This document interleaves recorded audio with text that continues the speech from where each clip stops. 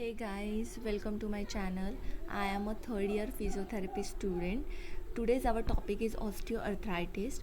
Osteoarthritis क्या होता है? Osteoarthritis एक डिसीज़ है जिसमें क्या होता है कि कार्टिलेज जो होता है बोन में, जो हमारे जॉइंट में कार्टिलेज होता है उसमें क्या होता है कि चेंजेस हो जाते हैं, उसका डीजनरेशन हो जाता है, वो डीजनरेशन हो जाता है तो इसलिए उसमें क्या होता है चेंजेस होते हैं कार्टिलेजेस में, जिसकी वजह से क्या होता है कि हमारे जॉइंट में पेन होता है और उसमें स्टिफनेस आ जाती है।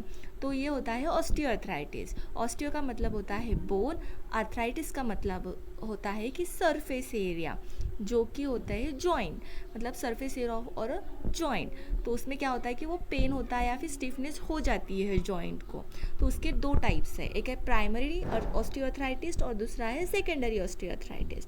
और फिर प्राइमरी ऑस्टियोआर्थराइटिस एक कॉमन टाइप है जिसमें जॉइंट में पेन होता है और ओल्ड एज के पर्सनस में ज़्यादा पेन होता है। वो जो वेट बेयरिंग जॉइंट्स है लाइक अ नी हिप, जो हमारे बड़े बड़े जॉइंट्स है उसमें क्या होता है कि प्राइमरी ऑस्टियोआर्थराइटिस जो है वो शो होता है, मतलब वो ज़्यादा तरीके से दिखता है। उसके कुछ कॉजेज़ भी है, उसके कुछ causes like a genetic cause है, मेटाबॉलिक डिसऑर्डर कॉज है, मतलब किसी को गाउट हो सकता है ना, उसके ज़्यादातर ये ओल्ड एज में होता है।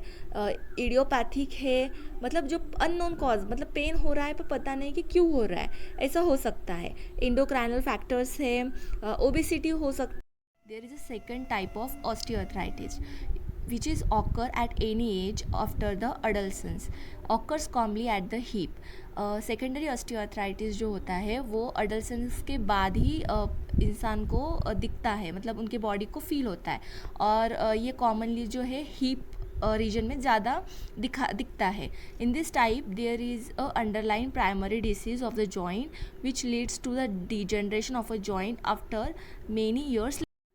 इसके ऑस्टियोआर्थराइटिस के कुछ साइंस भी होते हैं like a tenderness, swelling, deformity और limitations of a joint movement. अब हम इसका इन्वेस्टिगेशन करते हैं। लाइक इन्वेस्टिगेशन में हम लोग एक्सरे के थ्रू इन्वेस्टिगेट करते हैं।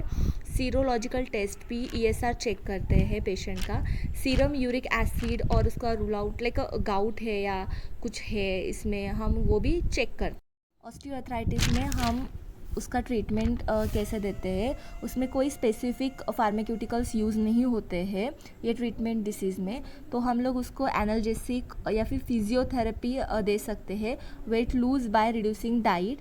ये हम ट्रीटमेंट अप्लाई करते हैं फॉर द ऑस्टियोआर्थराइटिस के लिए। और दूसरा है ऑपरेटिव ट्रीटमेंट। ऑपरेटिव ट्रीटमेंट में हम ऑस्टियोटोमी, ऑर्थ्रोप्लास्टी, ऑर्थ्रोडाइसिस, excision of joint, manipulation of a joint under anesthesia with hydrocortisone injection, ये हम अप्लाई करते हैं फॉर ऑपरेटिव ट्रीटमेंट के लिए।